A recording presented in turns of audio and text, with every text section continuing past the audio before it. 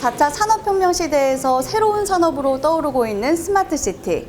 스마트 시장에서 중소기업의 역할을 확대하고 또 국가 적용 사례, 개선점 등을 논의하는 포럼이 열린다고 합니다. 바로 제1차 스마트 휴먼테크 정책 포럼인데요. 자세한 내용 현장에서 확인해 보겠습니다. 지금부터 제1차 스마트 휴먼테크 정책 포럼을 시작하겠습니다. 한국 스마트 휴먼테크 협회 배영훈 회장의 개회사로 포럼은 시작됐습니다. 그래서 이제 저희가 오늘 왜 이러한 포럼을 만들었냐면은 여기 계신 분 중에서 뭐 스마트 시티에 오랫동안 몸담고 계신 분들도 있겠지만 대부분이 스마트 시티에 대해서 저와 비슷하게 아마 세상적으로 알고 계실 상황인데. 배 회장은 스마트 시티라는 것이 국가적으로 중요한 안건이 되었다며 협회 초기 스마트 시티에 대한 지식은 부족했지만 협회장으로서 지난 1년 반 동안 노력했다고 밝혔는데요. 포럼을 연 이유에 대해 대부분의 사람들이 스마트 시티에 대한 지식이 부족한데 국가적으로 스마트 시티가 어떻게 진행이 될 것인지에 대해 알 수 있는 자리를 만들고 싶었다고 했습니다. 이 시간을 통해 많이 배워갈 수 있는 시간이 되길 바란다며 인사말을 마쳤고 법무법인 바른의 박철 변호사는 우리나라에서 스마트 시티를 위한 협회의 시작점에 함께해서 감사하게 생각한다며 앞으로 더 열심히 공부해서 어떤 개념의 사업인지 앞장서 나가겠다고 했습니다. 감사합니다. 이어진 발표에서 배영훈 회장은 각 국가 환경에 따라 스마트 시티의 정의가 다양하게 활용된다며 삶의 질을 개선할 수 있는 도시 모델이라고 말했습니다. 스마트 시티를 구축할 때 지속 가능한 플랫폼이 아주 중요하다고 강조했는데요. 그동안은 국가가 주도했지만 이제는 민간이 직접 나서야 할 때라고 설명했습니다. 기술 발전에 따른 스마트 시티 추진 전략을 도시에 따라 차별적으로 접근해야 한다고 이야기하며 발표를 마쳤습니다. 구로구청 스마트 도시과 김성호 팀장은 스마트 시티의 중요성이 커지고 있다며 말문을 열었습니다. 특히 구로구는 다른 자치구와의 차별화를 두고 있다며 사물인터넷 인프라 기반 로라 자가 통신망을 관내에 구축하고 있음을 밝혔는데요. 안심 서비스, 교차로 교통사고 예방, 위험시설물 사전 점검 등의 스마트 시티 주요 서비스를 제공하고 있다고 말했습니다. 전국 최초로 창의적인 주민주도 플랫폼을 만들어 지속적으로 경영하고 있고 2019년 핵심 추진 사업에 있어 전략계획의 필요성을 이야기했습니다. 앞으로도 주민들이 실질적으로 편의를 느낄 수 있는 서비스를 제공하기 위해 더 노력하겠다며 발표를 마무리했습니다.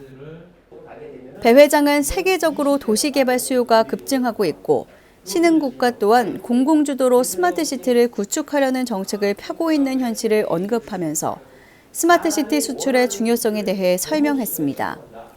우리나라의 신도시 개발 경험과 초고속 정보통신망 인프라가 우수한 점이 현재 스마트시티 기술을 수출하기에 좋은 시기임을 시사했는데요. 해외 수주 금융 지원 강화, 스마트시티 네트워크 구축, 대중소기업 동반 진출 지원, 전방위 수주 노력 강화를 함으로써 국가 추진 전략을 세우는 것이 중요하다고 했습니다. 이런 상황에서 LH를 주목해야 한다고 했는데요. 스마트시티 모델 해외 수출 전략에 대해 살펴보며 발표를 마무리하였습니다.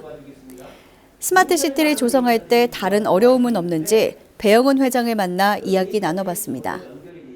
스마트 시티를 조성할 때 아무래도 예산이 중요한 문제인데 정부의 예산이 따온다거나 크라우드 펀딩을 할 때 어려움이 있나요? 네. 지금 정부가 스마트 시티에 대해서 아주 좋은 계획을 가지고 이제 진행하고 있는데 아무래도 가장 중요한 게 예산 같아요.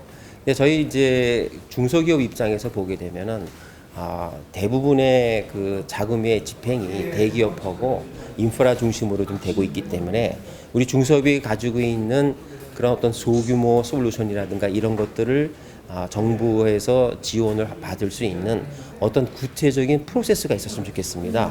그래서 저희가 앞으로 이제 이 협회를 진행을 하면서 많은 이제 회사들이 이제 모여지고 솔루션들을 이제 국가에다가 보여지게 될 텐데 그때 다시 국가하고 잘 협의를 해서 중소기업이든 국토부든 또는 과기부든 이러한 이제 자금을 가지고 있는 부처하고 협의를 해서 중소기업이 실질적으로 도움을 받을 수 있는 부분을 연구해 나가도록 하겠습니다. 그러면 앞으로의 추진 계획, 스마트 시티를 구성하고 이런데 중소기업 입장에서의 추진 계획은 어떻게 될까요? 네, 중소기업이 가지고 있는 가장 큰 문제가 아까 금방 말씀드린 어떤 작은 부분도 있지만 인력과 또 그 인력의 어떤 부족으로 인해서 나타나는 어떤 솔루션의 완성도가 좀 낮아지는 거. 그러니까 어떤 그 경우에도 좋은 제품이 스마트 시티에 들어가야 시장이 열리고 제대로 된 기능을 발휘할 수 있지 않습니까? 그래서 우리 이제 중소기업들에게 우리가 어떤 인증이라든가 그런 것들을 만들어서 제대로 된 제품을 만들 수 있게끔 우리가 잘 좀 지도도 해주고 인증을 받아서 좋은 제품이 우리나라 스마트 시티 국가 건설에 사용될 수 있도록 저희 노력할 생각입니다. 다음으로 두 가지 주제로 토론이 이어졌는데요. 첫 번째는 현재 진행 중인 국가 스마트 시티 프로젝트에 당협회가 어떻게 참여할 것인가였습니다. 국가 스마트 시티 핵심 기관 및 인물과의 유대가 강화된 사례를 통해 개인과 중소기업의 역할을 강조했는데요.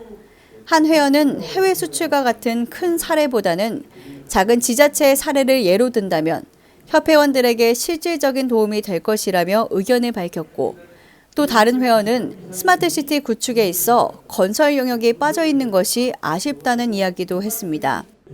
실제 스마트 시티를 조성할 때 건설 회사를 축으로 기술이 더해지는 현실 상황을 언급했습니다.